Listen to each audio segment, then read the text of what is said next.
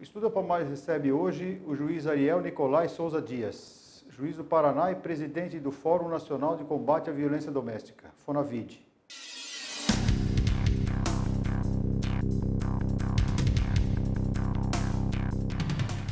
Doutor, apesar do fortalecimento do combate à violência doméstica, as estatísticas a respeito das agressões ainda são preocupantes, né?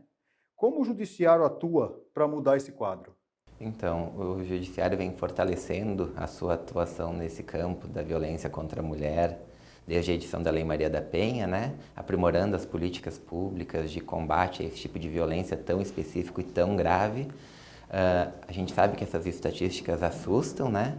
E para a redução desses números, o Poder Judiciário vem, então, instituindo essas políticas, vem fortalecendo as suas ações. E é uma atuação, assim, que leva tempo, né? A gente mudar uma realidade, porque, na verdade, essa violência decorre de fatores culturais, de uma sociedade patriarcal, machista. Então, a gente precisa mudar, na verdade, uma cultura. Não é só uma questão de polícia, a violência contra a mulher. E aí, por isso, a nossa preocupação, e a Lei Maria da Penha traz isso, né? Com se trabalhar na questão educacional, nessa temática, porque exatamente a longo prazo, só assim que a gente vai reverter esses índices, diminuir essa violência toda que nos assusta nos jornais, esses números de feminicídio, de agressões, de violências contra as nossas mulheres. Um dos objetivos do FONAVID é promover a integração dos magistrados que atuam no combate à violência doméstica. Como isso tem sido feito? O FONAVID está na sua 11ª edição, então até aqui a gente já aprendeu bastante, né? Completou 10 anos e agora a 11ª. E a gente, nesse caminhar, já avançou muito. Na verdade, o FONAVID foi idealizado como um espaço para os juízes debater essa temática da Lei Maria da Penha, exatamente porque a primeira forma de se enfrentar um problema é debater sobre ele, conversar sobre ele. Então, os juízes, cada um atua, né, na sua comarca, pelo Brasil inteiro, realidades diferentes, mas o problema é o mesmo.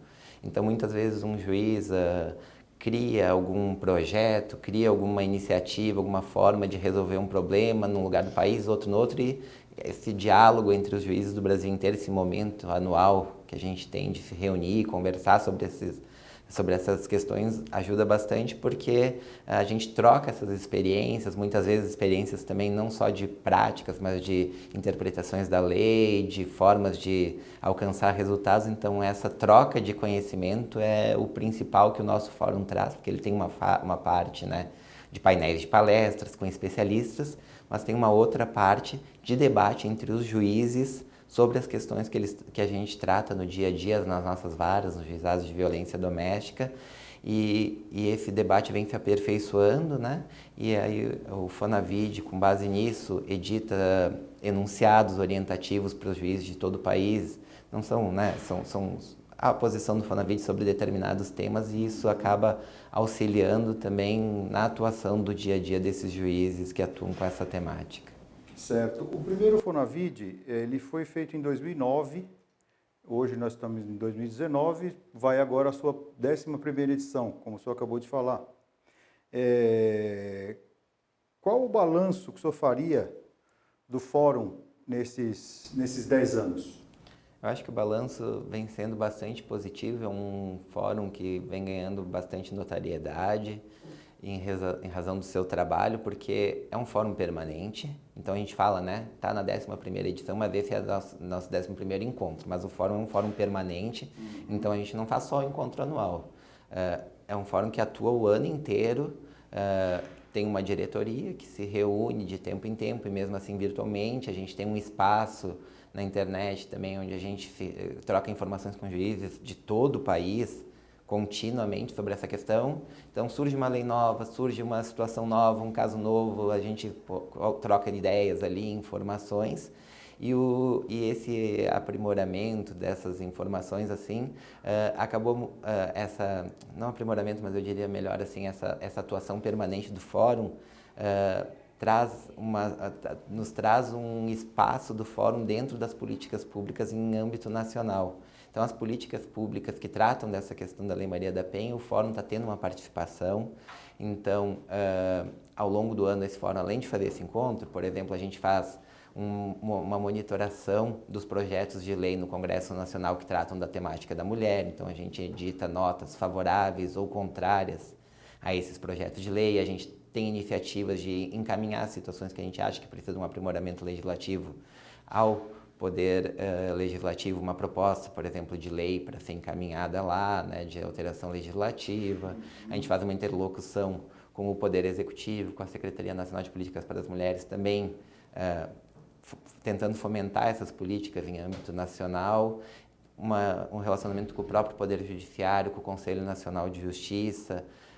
Então, o Fonavide participa de eventos pelo Brasil inteiro, através dos seus representantes, e também dentro do Conselho Nacional de Justiça, por exemplo, esse ano, representantes do Fonavide foram indicados para participar de um grupo de trabalho que resultou na edição de um instrumento nacional, né, que se chama Formulário Nacional de Avaliação de Risco, que foi instituído pelo CNJ agora em junho, e que é uma forma de avaliar os riscos daquelas mulheres que procuram ajuda, né, procuram o poder público, de que elas estão numa situação de risco. Então, com essas informações que são coletadas com esse formulário, o juiz consegue dar caminhos e propor um plano de segurança para essas vítimas, saber a situação dela para atender melhor cada caso concreto. Então, esse é um formulário bastante importante. Quem presidiu esse grupo de trabalho foi, inclusive, o ministro Rogério Schietti, do Superior Tribunal de Justiça, que vai estar conosco no evento. Então, esse formulário é um formulário bastante importante, porque além de ele trazer essas informações, ele acaba sendo um propulsor de políticas públicas. Foi um trabalho histórico do Conselho Nacional de Justiça, e o Fonavide pôde participar da construção dessa política pública, porque ela acaba, com base no formulário, os estados como um todo têm que capacitar seus profissionais para aplicar esse formulário, dar estrutura para a rede de atendimento poder aplicar esse formulário. Então, acaba impulsionando políticas públicas de proteção da mulher também. Certo. O tema central do Fonavide deste ano é a educação para a equidade de gênero, né? Embora essa educação ela deva estar presente em vários setores da sociedade com seus diferentes matizes, como o sistema educacional pode ajudar no combate à violência doméstica? Seja alertando jovens e crianças, meninos e meninas, de como perceber essa violência, que ela tem diversas maneiras, e seja também formando cidadãos melhores que no futuro possam deixar essa prática. Exatamente isso, porque, como eu já coloquei antes, né, a educação é o principal caminho que a gente vê para mudar essa realidade, porque ela é, sobretudo, cultural, né?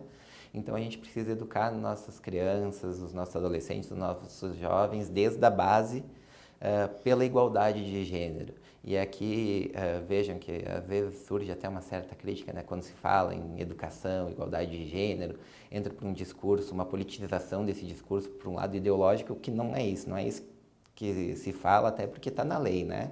A Lei Maria da Penha fala que o sistema educacional deve promover esse tipo de formação, e é uma formação, na verdade, pela não violência, né?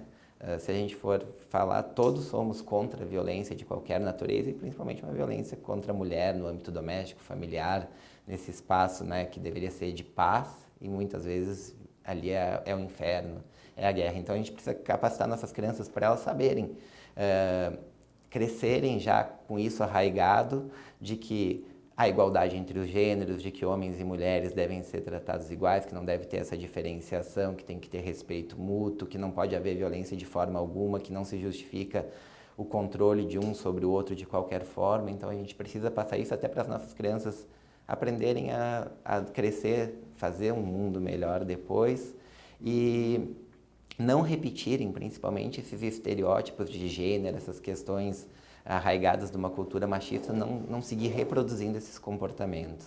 A cidade de São Paulo vai ganhar a primeira Casa da Mulher Brasileira, que vai ser inaugurada no Cambuci no dia 8 de novembro. Como o senhor vê esse projeto e qual a importância dele para o combate à violência contra a mulher? Essa é uma conquista muito grande para a comunidade de São Paulo, porque esse projeto da Casa da Mulher Brasileira, ele é muito bacana, muito importante, ele traz um ganho muito grande para a população. Por quê? Qual que é a ideia desse projeto, né? É concentrar todos os serviços da rede de atendimento à mulher num espaço físico único. Então, a mulher que se encontra numa situação de violência, ela procura a Casa da Mulher Brasileira e ali já funciona a delegacia, onde ela vai fazer o registro de ocorrência, o pedido de medidas protetivas, eventualmente.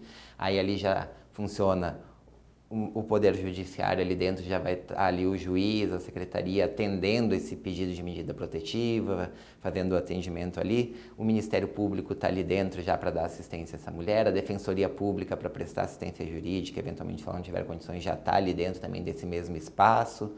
Esse espaço contém também um espaço ali, uma sala de acolhimento para essas mulheres, para que eventualmente se elas estão numa situação de risco e não podem voltar para casa, elas poderem dormir ali temporariamente, algum tempo, até poder voltar para algum lugar seguro. Ali dentro também funciona uma equipe, o projeto, né, prevê que funcionem equipes técnicas de apoio, psicólogos, assistentes sociais, para dar um apoio para essa mulher. Então, em vez da mulher que está numa situação, vai na delegacia, agora tem que ir no fórum, agora tem que ir em tal setor, nesse atendimento, naquele atendimento, concentra tudo num local só, e essa é o grande mérito desse projeto, e por isso a importância para a população de São Paulo a instituição de um serviço como esse. Uhum. A gente sabe que o cerceamento de espaço, seja no campo, no mercado de trabalho ou em qualquer outro setor da sociedade, para a mulher, também é um tipo de violência, ainda é e já foi muito pior. Como o senhor vê hoje a participação das mulheres no Poder Judiciário? Essa é uma outra preocupação também, né, de todos nós. Realmente é histórico essa questão do espaço ocupado pelas mulheres, né, principalmente nos cargos de poder, e quando a gente fala do Poder Judiciário, a gente está falando de um espaço de poder, né? E, como bem colocou, já foi muito pior, mas a gente tem muito a avançar. As mulheres estão adentrando aos quadros da magistratura, mas ainda a gente precisa de mais mulheres representando, né? Principalmente naqueles cargos de direção, naqueles cargos chaves estrategicamente dentro do Poder Judiciário. A gente precisa que as mulheres ocupem cada vez mais esses espaços. Precisamos de mais desembargadoras nos tribunais, de mais ministras nos tribunais superiores. Então, inclusive o Conselho Nacional de Justiça, preocupado com essa questão, editou também uma resolução que trata da política judiciária nacional, né, da questão da mulher, e essa política, esse ato do CNJ prevê também essa situação de instituir políticas que visem a reforçar medidas para que essas mulheres, né, para que as nossas juízes, desembargadores também ocupem esses espaços chaves dentro do Poder Judiciário. Então, assim, a gente vê um crescimento disso, cada vez mais. Há 20 anos atrás, o número de mulheres dentro do Poder Judiciário era muito menor, né, o número de juízes, desembargadores. Hoje a gente já tem muito mais, mas ainda assim a gente precisa sim avançar muito para que essas mulheres consigam, as nossas juízes, desembargadores, ministros, consigam ocupar mais espaços dentro das cúpulas, dentro das comissões, dentro dos órgãos de atuação mais política do Poder Judiciário. Assim. Uhum. E qual o balanço que o senhor faz da legislação atual para o combate da violência contra a mulher? O que o senhor acha que tem de positivo? O que o senhor acha que seria necessário aperfeiçoar? Essa é uma pergunta bastante interessante, bem importante para refletirmos. A Lei Maria da Penha é muito boa, ela é muito completa, muito complexa, atende muito bem, talvez uma ou outra situação pontual que demandasse um ajuste, mas o fato é que ela completou já 13 anos, e nesses 13 anos de experiência a gente vê que ela é muito avançada, ela melhorou muito, mudou a realidade do país nessa temática, né? A gente sabe o quanto era diferente antes da Lei Maria da Penha e hoje a gente ainda tem muito a avançar, mas mudou muito. É considerada uma das 3 melhores leis do mundo, então a lei é muito boa, só que a gente precisa efetivar ela, e daí está a nossa dificuldade, né, como um país em desenvolvimento, com uma dimensão continental, com 27 unidades federativas, cada uma com uma realidade cultural diferente, estrutural. Então o desafio é implantar, efetivar a Lei Maria da Penha em todo o país. A gente vem vendo nos últimos tempos uma avalanche de alterações legislativas, de alterações na Lei Maria da Penha.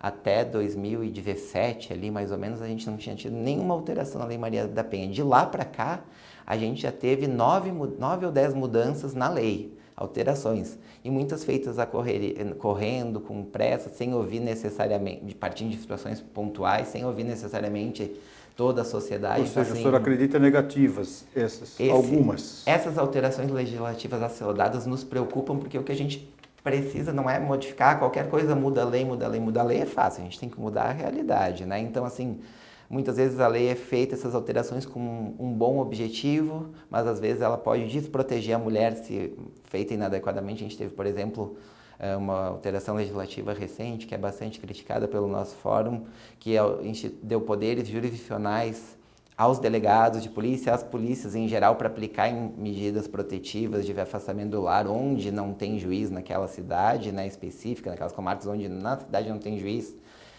fisicamente poder aplicar, mas a verdade é que sempre tem um juiz de plantão, sempre tem um juiz atendendo, ainda que não fisicamente, a competência dele atende todos os lugares do país.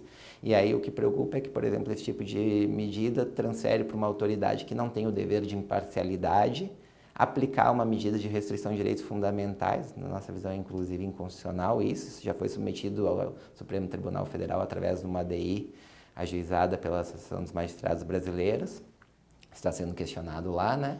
Mas fato é que acaba uma autoridade que não tem o dever de isenção aplicando essas medidas e isso pode, inclusive, desencorajar mulheres a procurar ajuda policial, ou a mulher pode ser mal encaminhada, porque muitas vezes nesse atendimento ela pode ser desencorajada da procurar ajuda, tu já não tem direito aqui, não adianta que tu não vai ganhar. Então isso nos preocupa mesmo, não é uma questão só assim, mas está assumindo, é que estruturalmente dentro do nosso Poder Judiciário isso é uma função típica de jurisdição e quando a gente confere a outros órgãos, né, que não o Poder Judiciário, órgãos do Executivo, fazer essa função não vai dar certo. A gente tem essa certeza, por mais que a lei tenha uma boa intenção, né, se a gente vê sem analisar com cuidado, essa lei vai ser bom porque vai agilizar para a mulher onde não tem um juiz, o policial vai atender mais rápido.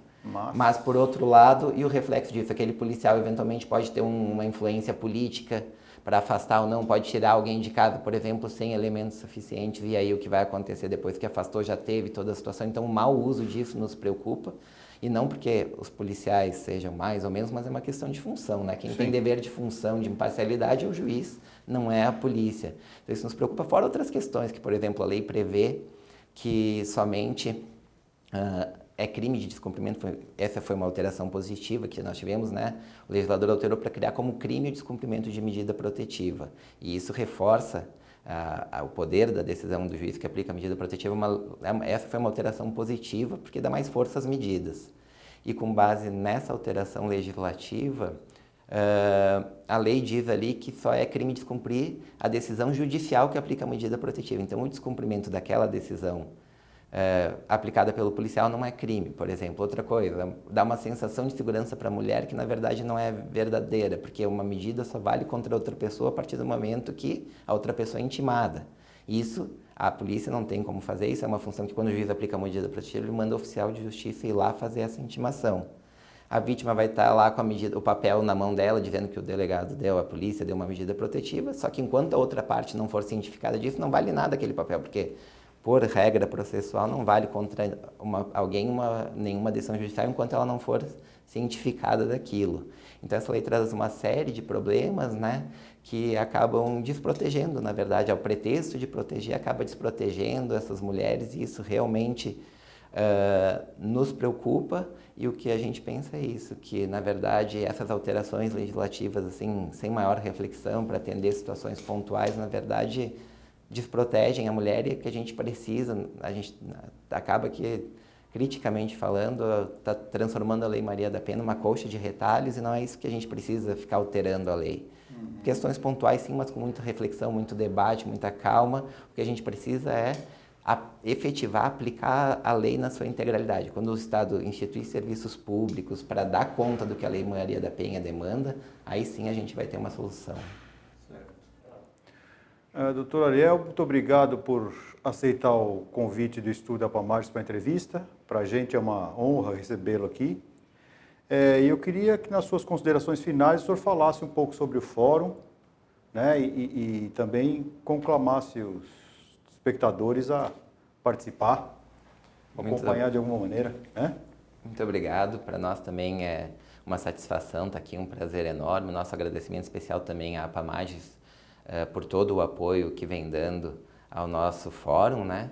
Principalmente nesse ano que ele está sendo realizado aqui em São Paulo, e convidar os colegas, público externo, também assessoria, equipes técnicas que prestigiem o nosso fórum. É um momento ímpar, né? A gente fala que nessa semana São Paulo é a capital nacional do combate à violência contra a mulher. Então, nessa semana, prestigiar o nosso fórum, que vai ser de 5 a 8 de novembro agora, no Hotel Maxud Plaza, com abertura no dia 5 no Palácio da Justiça. Vão ser debatidos diversos temas, vão ter grupos de trabalhos, enfim, é uma oportunidade de debate entre os colegas e com especialistas que estarão aqui em São Paulo para tratar dessa temática. E também, quem tiver interesse em acompanhar as atividades do fórum, pode acessar na internet o nosso sítio. Atualmente estamos hospedados na página da AMB, então é só acessar www.amb.com.br/Fonavid, e lá tem todo o histórico do nosso fórum, os nossos enunciados, as nossas cartas, as proposições, a atuação, enfim, toda a nossa atividade é noticiada nesse site, pode ser acompanhada por lá, e até como ferramenta de trabalho, porque tem vários encaminhamentos que a gente dá que podem ser utilizados pelos profissionais que atuam com essa temática. Tá certo. Muito obrigado mais uma vez. Que agradeço.